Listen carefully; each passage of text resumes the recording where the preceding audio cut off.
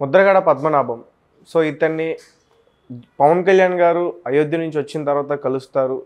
ఆయన జనసేనలో జాయిన్ అవుతారు. ఇలాంటి వార్తలన్నీ కూడా వెలుగులోకి వచ్చాయి. సో ఇప్పటివరకు కూడా ఎలాంటి వార్త బయటికి రాలేదు. అంటే కలుస్తారా, కలవరా? సో ఈ విషయం గురించి ఏం చెప్తారు? ముద్రగడ పద్మనాభం ఎప్పటి నుంచో తెలుగుదేశాన్ని సీరియస్గా వ్యతిరేకిస్తున్నాడు. ఎందుకంటే మనకు తెలుసు తుని సంఘటన, రైలు దగ్ధం సంఘటనలో ముద్రగడని బాగా వేధించాడు చంద్రబాబు.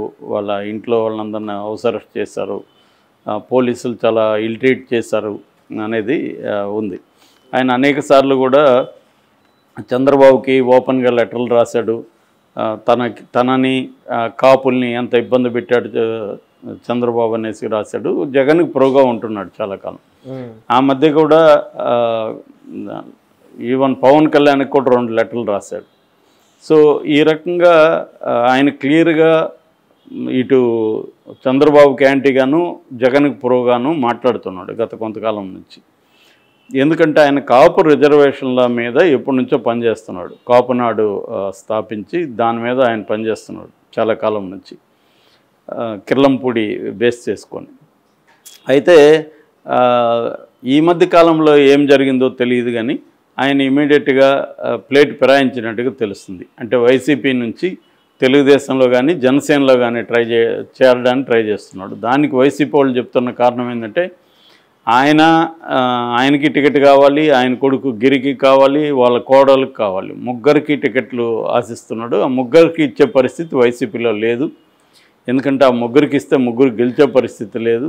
ఆయన కుటుంబం మొత్తం ప్యాకేజీ లాగా అడుగుతున్నాడు, ఫ్యామిలీ ప్యాకేజీ లాగా. అది సాధ్యం కాదని మేము చెప్పాము అనేది వీళ్ళు అంటున్నారు. కానీ అదైతే కొంత వాస్తవం ఉంది. ఎందుకంటే ఇప్పుడు జనసేనలో కూడా అదే పరిస్థితి ఉంది. ఆయన కనీసం 2 టికెట్లన్నా అడుగుతుండే పరిస్థితి ఉంది. ఎందుకంటే కొడుకు తను ఇప్పుడు ఏమైపోయిందంటే చాలా వరకు రాజకీయాల్లో ఎలా ఉంటుందంటే తండ్రులు యాక్టివ్గా ఉన్నప్పుడే కొడుకులను కూడా రాజకీయాల్లోకి తీసుకొచ్చి సెటిల్ చేయాలనేది చాలామంది అనుకుంటారు వారసులుగా. ఇప్పుడు అయ్యన్న పాత్రుడిది కూడా అదే పరిస్థితి తెలుగుదేశంలో. ఆయనకు కూడా కొడుక్కి ఆయనకి టికెట్లు ఇవ్వాలంటే ఇబ్బందిగా ఉంది తెలుగుదేశానికి కూడా. ఇలాగ చాలా చోట్ల ఉందన్నమాట. సో ఈవెన్ పరిటాల సునీత వాళ్ళ కొడుక్కి 2 ఇచ్చారు. ఇప్పుడు మళ్ళీ 2కి ఇవ్వడానికి చంద్రబాబు ఇబ్బంది పడుతున్నాడు అనేది కూడా టాక్ వచ్చింది. ఇలాగ అనేక చోట్ల ఏంటంటే రాజకీయ నాయకులు ఈ ప్రాబ్లం ఉంది. కుటుంబాల్లో వారసులను తీసుకురావడం, అది కూడా పోనీ తాము రిటైర్డ్ అయ్యి తమ ప్లేస్లోకి తీసుకొస్తారంటే లేదు. తాము యాక్టివ్గా ఉండాలి, పిల్లల్ని తీసుకురావాలి. అంటే తాము యాక్టివ్గా ఉన్నప్పుడే పిల్లల్ని సెటిల్ చేస్తే బాగుంటుంది అనేది వాళ్ళ ప్లాన్ అనమాట. సో తాము కూడా రిటైర్డ్ అవ్వడానికి రెడీగా ఉండరు వాళ్ళు. ఎందుకంటే రాజకీయాల్లో రిటైర్మెంట్ ఏం లేదు కదా. 80 ఏళ్ళైనా 90 ఏళ్ళైనా రాజకీయాల్లోనే ఉండాలనుకుంటారు బతికినంతకాలం. సో అటువంటి కాంటెక్స్లో ఈయన కూడా ఇది చేస్తున్నాడు. అంటే తన ఫ్యామిలీకి, తన కొడుకు కోడలికి టికెట్లు కావాలని డిమాండ్ చేస్తున్నాడు అనేది ఒక వెర్షన్. ఏదేమైనా ఈయన్ని తెలుగుదేశం తరపున జ్యోతుల్ నెహ్రూ కలిశాడు. జ్యోతుల్ నెహ్రూ ఆహ్వానించాడు తెలుగుదేశంలో చేరమని. ఇటు జనసేన తరపున బొలిశెట్టి శ్రీనివాస్ కలిశాడు. ఆయన మాట్లాడాడు. ఆయన బయటకు వచ్చి ఆయన జనసేనలో చేరుతున్నాడు. 23వ తేదీ పవన్ కళ్యాణ్ ఆయన ఆహ్వానిస్తాడు అనేది బొలిశెట్టి చెప్పాడు. మరోవైపు తోట త్రిమూర్తులు వైసీపీ తరపు నుంచి ఆయన కలవడానికి ట్రై చేస్తే నువ్వు అసలు రావద్దు, నేను ఎట్టి పరిస్థితుల్లో కూడా వైసీపీలో చేరే ప్రసక్తి లేదని ముద్రగడ తేల్చి చెప్పేశాడని అంటున్నారు. సో ఈ కాంటెక్స్ట్లో జనసేనలో చేరతాడని, జనసేనలో కొంత ఊపు ఉందని చెప్పి జనసేన సోషల్ మీడియా విభాగం అంతకుముందు ముద్రగడ మీద నెగిటివ్గా అనేక పోస్టులు పెట్టింది. ఇప్పుడు అవన్నీ కూడా తీసేసి కాపు ఉద్యమానికి, కాపులకి ముద్రగడ ఎంత గొప్ప సేవ చేశాడు అన్నట్టుగా పాజిటివ్ పోస్టులు పెట్టింది. సో దీన్ని బట్టి ఆయన ఖరారైపోయింది జనసేనలో చేరడం అనేది కూడా అందరూ అనుకున్నారు. కానీ గత కొంతకాలంగా చూసినప్పుడు అసలు ఏమీ చప్పుడు లేదు. తర్వాత అసలు ఆయన చేరతాడా లేదో తెలీదు. 23 ఈరోజు వచ్చేసింది. 23 మరి జనసేన తరపున పవన్ కళ్యాణ్ వెళ్ళి ఆయన ఆహ్వానిస్తాడా లేదో తెలియదు.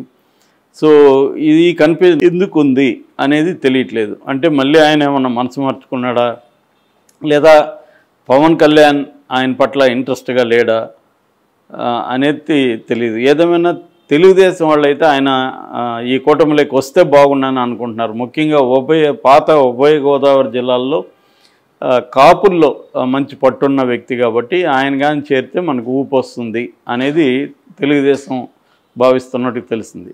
కానీ జనసేన కూడా ప్రాబ్లం ఏంటంటే వాళ్ళకి ఇచ్చేదే 20-22 ఇస్తున్నారు సీట్లు. దాంట్లో వీళ్ళ ఫ్యామిలీకి 2 అసెంబ్లీ 1 పార్లమెంట్ ఇవ్వాలంటే very very difficult thing. So మరి ఇది ఎలా సాధ్యమవుతుంది, ఆయన ఏం చేయబోతున్నాడు అనేది చాలా పెద్ద ప్రశ్న. యాక్చువల్గా ఏంటంటే ముద్రగడ పద్మనాభం వాళ్ళ నాన్న కూడా రాజకీయాల్లో ఉన్నాడు. 1962-67లో పత్తిపాడు నుంచి ఆయన 2 సార్లు ఎమ్మెల్యేగా ఇండిపెండెంట్గా గెలిచాడు, వాళ్ళ ఫాదర్ కూడా. దాని తర్వాత ఈయన 1978 నుంచి ముద్రగడ పద్మనాభం కూడా ఎమ్మెల్యేగా 78లో ఎమ్మెల్యేగా గెలిచాడు. అప్పటి నుంచి కూడా ఆయన రాజకీయాల్లో ఉన్నాడు. 82లో ఎన్టీఆర్ చేరినప్పుడు తెలుగుదేశంలో చేరాడు. 83లోను 85లోను గెలిచాడు. మళ్ళీ మధ్యలో ఆయన ప్రజారక్షణ సమితి అని ఒకటి పెట్టాడు. మళ్ళీ కేఈ కృష్ణమూర్తి జానారెడ్డిలో కలిసి తెలుగునాడు పెట్టాడు. మళ్ళీ బీజేపీలోకి వచ్చాడు 94లో. కృష్ణరాజుని కాకినాడ నుంచి గెలిపించడంలో ఈయన పాత్ర అప్పుడు చాలా ఉందన్నమాట బలంగా. ఆ తర్వాత 4 ఏళ్ల పాటు బీజేపీలో ఉన్నాడు. మళ్ళీ 1990లో టీడీపీలోకి వెళ్ళాడు. అక్కడ ఎంపీగా గెలిచాడు. మళ్ళీ 2004లో ఓడిపోయాడు. అప్పటి నుంచి ఇప్పటి వరకు దాదాపు 10 ఏళ్ల పాటు ఆయన రాజకీయాలకు దూరంగా ఉన్నాడు. ఇప్పుడు మళ్ళీ ఆయన రాజకీయాలకి తీసుకురావాలనేది ఈ మెయిన్ పార్టీస్ 3 కూడా ట్రై చేస్తున్నాయి. ఆయనకు కూడా ఇంట్రెస్ట్ ఉంది. తను రావాలి, తన కొడుకుని కోడలను కూడా రాజకీయాల్లోకి తీసుకొచ్చి సెటిల్ చేయాలన్న ఒక కోరిక అయితే ముద్రగడ పద్మనాభకు ఉంది. ఇప్పుడు ఏంటంటే కాపుల ఓట్లు, కాపు సామాజిక వర్గ ఓట్లు వెరీ ఇంపార్టెంట్ 3 పార్టీలకు కూడా. అందుకని ముద్రగడకు కూడా వెరీ వెరీ ఇంపార్టెన్స్ ఇస్తున్నారు అందరూ కూడా. సో ఆయన మొన్న సంక్రాంతి సందర్భంగా పార్టీ ఇచ్చినప్పుడు కూడా అందరూ లీడర్లు వెళ్ళడం అవన్నీ జరిగిందనమాట. సో కాకపోతే ఏంటంటే ఆయన వైసీపీ నుంచే నిలబడదామని అనుకున్నారు, కానీ ఆయనకి అది సాధ్యం కానప్పుడు ఆయన కూడా అందరిలాగే వాల్యూస్ విలువలు ఉన్న రాజకీయ నాయకుడు అవన్నీ పేరుకే, కానీ ఇప్పుడు పిల్లలు వచ్చేసరికి విలువలు పక్కకు పోయి తన కుటుంబానికి 3 సీట్లు అడుగుతున్నాడు అన్న విమర్శలు కూడా వైసీపీ వర్గాల నుంచి స్టార్ట్ చేశారు మెల్లగా. కాకపోతే ఏంటంటే ఇంకా ఆయన డిసైడ్ కాల. మళ్ళీ వైసీపీలోకి కూడా వెళ్ళొచ్చు, జనసేనలోకి వెళ్ళొచ్చు, ఏది కాకపోతే తెలుగుదేశంలో కూడా ఆయన వెళ్ళొచ్చు. కానీ తెలుగుదేశానికి వెళ్తే ఆయనకి ఇబ్బంది ఉంటుంది. ఎందుకంటే మొన్నటి వరకు తెలుగుదేశానికి వ్యతిరేకంగా ఆయన తీవ్రమైన ఆరోపణలు చేసి, చంద్రబాబుకి వ్యతిరేకంగా తీవ్రమైన ఆరోపణలు చేసి, కాపు జాతిని చంద్రబాబు మోసం చేశాడని, రిజర్వేషన్లు ఇస్తానని చెప్పి ఇవ్వలేదని నమ్మించి ద్రోహం చేశాడని, ఇలాంటి తీవ్రమైన ఆరోపణలు, అట్లాగే తన ఇంట్లో ఆడవాళ్ళని కూడా అవమానించారని, ఇవన్నీ అనేకసార్లు పదే పబ్లిక్గా లేఖలు రాసిన ముద్రగడ పద్మనాభం ఇప్పుడు అదే తెలుగుదేశంలో చేరితే ఆయనకి ఉండే క్రెడిబిలిటీ అనేది ఖచ్చితంగా ఇబ్బంది వస్తుంది. అది కూడా మళ్ళీ వైసీపీ దీన్నంతా కూడా అటాక్ చేసే అవకాశాలు కూడా కనిపిస్తున్నాయి. సో ఏదేమైనా కాపు ఓట్ల పడే పోటీలో ముద్రగడికి బలం పెరిగింది. ఇంకోవైపు ఇటు వంగవీటి రాధాను కూడా ట్రై చేస్తున్నారు వైసీపీ వాళ్ళు. కానీ వంగవీటి రాధా తెలుగుదేశంలోనే ఉంటానని చెప్తున్నట్టుగా అర్థమవుతుంది. కానీ తెలుగుదేశంలో కూడా కొంతకాలం నుంచి వంగవీటి రాధాకి యాంటీగా పోస్టులు పెడుతున్నారు. అంటే వంగవీటి రాధా కోవర్టు, ఎప్పుడు కూడా తెలుగుదేశానికి అతను గట్టిగా పనిచేయలేదు, తెలుగుదేశంలో ఉంటూనే అతను వైసీపీకే పనిచేస్తున్నాడు అనే పోస్టులు తెలుగుదేశం సోషల్ మీడియాలో కూడా స్టార్ట్ అయినాయి. అంటే మొత్తంగా ఏంటంటే ఒక గందరగోళమైన వాతావరణం అయితే కాపు నాయకులకు సంబంధించి నెలకొందని చెప్పొచ్చు. మనం అంబటి రాయుడిది కూడా చూసాము. అతను ఫస్ట్ టైం వైసీపీలో చేరాడు. చేరిన 10 రోజులకే మళ్ళీ బయటకు వచ్చి జనసేనలో చేరుతున్నానని ప్రకటించారు. పవన్ కళ్యాణ్ కలిశాడు. మళ్ళీ ఏమో అతను క్రికెట్ ఆడడానికి వెళ్ళిపోయాడు. మరి ఇప్పుడు అతను పోటీ చేస్తున్నాడా లేదా, జనసేన తరఫున ప్రచారానికి వస్తాడా లేదా, ఏంటి క్లారిటీ లేదన్నమాట.